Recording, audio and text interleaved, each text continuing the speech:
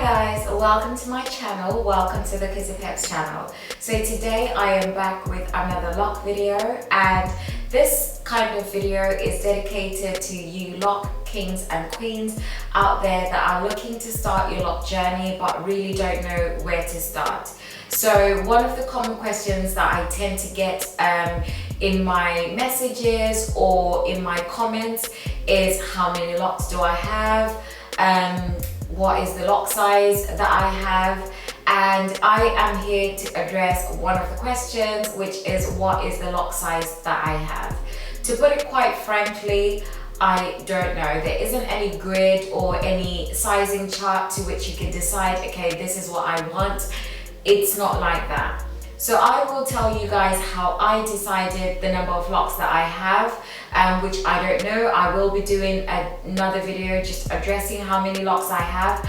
I have done another video, but I still get quite a lot of questions of people asking how many locks I have. So I think I will just film it again once I've counted how many locks I have, because I have combined some of my locks, especially the ones at the front. As you can see, these are quite big.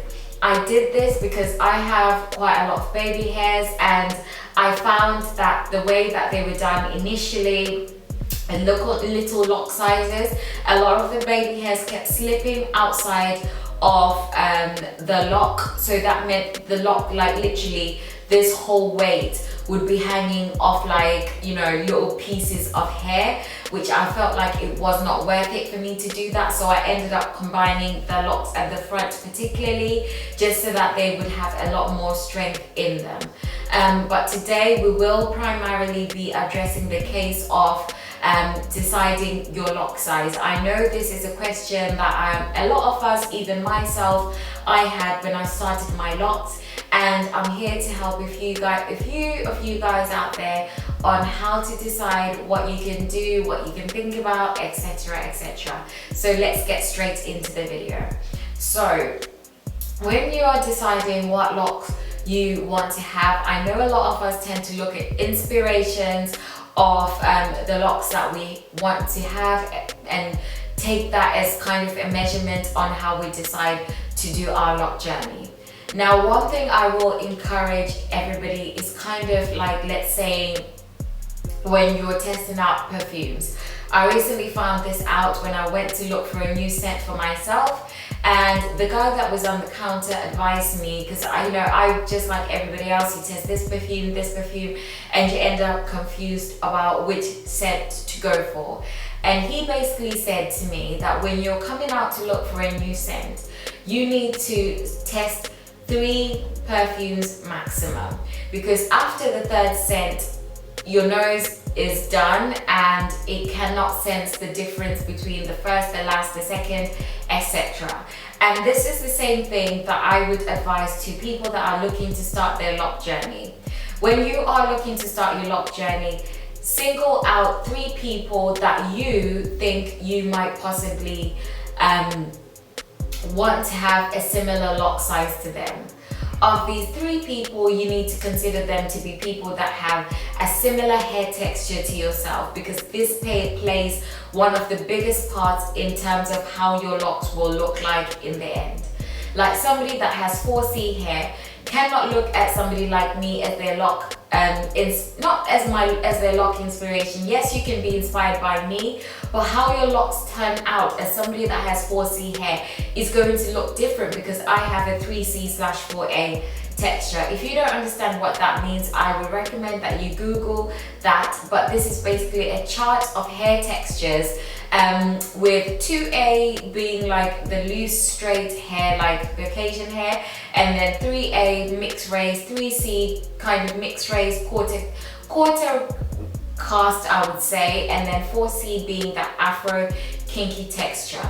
So if you are a 4C textured hair, you need to look along the lines of people that have similar hair textures to yourself, because that determines how your lock will look in the end and how much they will volumize. The second thing I would then say, after you've singled out 3 people, is to look at 3 different sizes and make a list of pros and cons of what you like about those 3 different sizes. For example, initially I thought I wanted bigger locks, and I looked at Danielle Lox's locks, and she's here on YouTube, and I loved the way her locks looked. They looked healthy, they looked full.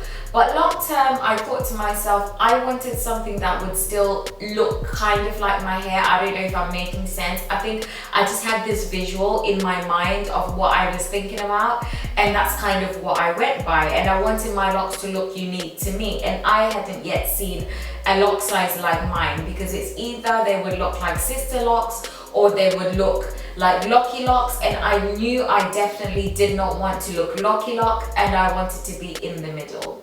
So that's the first thing that you will decide. The second thing that I would say is you need to also look at people that have the same volume of hair as you do. As you guys can tell, I have quite a lot of hair.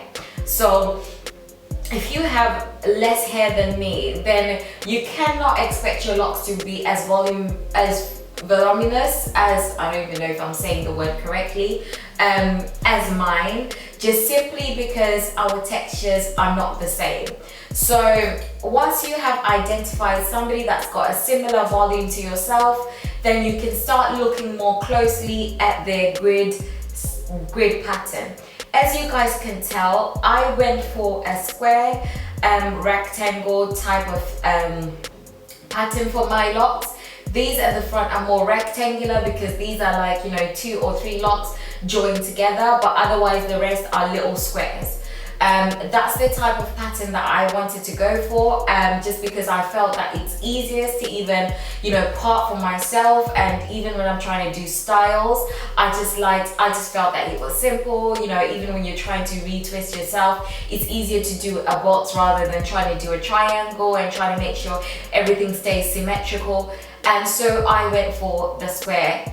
So you need to also decide, you know, what kind of shape you want to go for.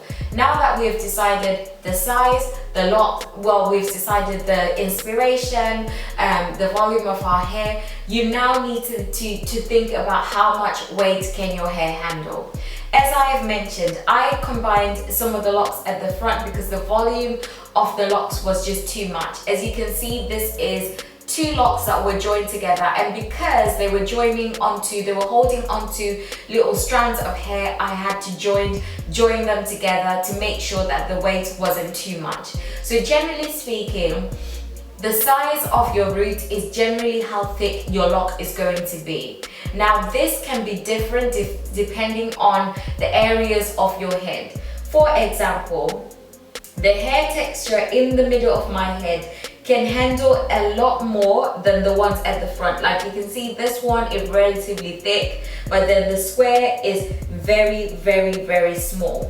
Whereas this texture here at the front is quite big because there is fewer hairs, they are less dense, and therefore they require a lot more hair to handle the size of the lock. So these are things that you need to take into consideration when deciding your lock journey and what size you are going to go for. And once you have decided those things, you're going to realize that your lock size will be unique to yourself, and you will not do your locks based on somebody else's journey. And this is even one of the biggest tips that if you are starting a YouTube video, YouTubers tend to give, which is to start the journey being unique to yourself, because once you are unique to yourself, it is easier to maintain. But if you're starting the journey trying to be like this or trying to earn money from the journey, you will not see the results that you're looking for. So this is definitely something that I recommend in terms of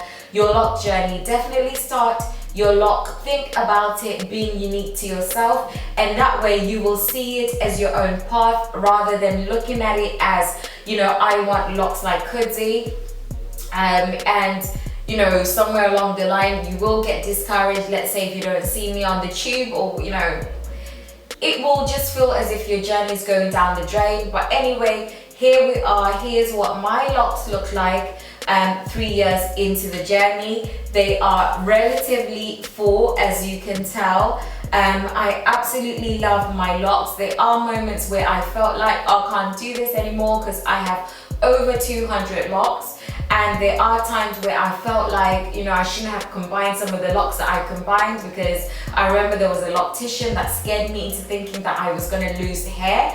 But because I have acquired a lot of knowledge over the years when it comes to hair growth, when it comes to hair maintenance, I knew how to take care of it, and this is how I have managed to sustain this beautiful amount of locks that I have. And just, yeah, this, I count myself as hair goals for myself. I love what I've achieved in my journey, and hopefully you guys can go on this journey for yourselves, with yourselves. I have learned, if you've followed my journey from the beginning, you will also know that I started my journey, you know, even going into deeper insight in terms of my relationship with Christ and how my locks were teaching me more of who Christ is to me. And I just wanted to share my journey and what it meant to me in terms of being on my walk of faith and understanding who God has called me to be.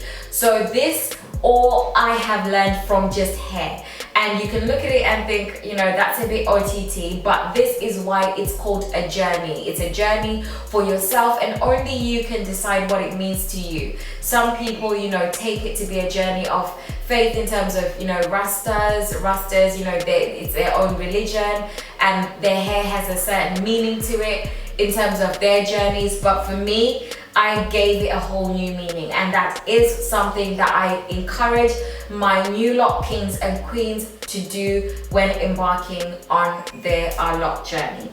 So yeah, thank you guys so much for watching this video. Stay tuned and keep a lookout on this channel.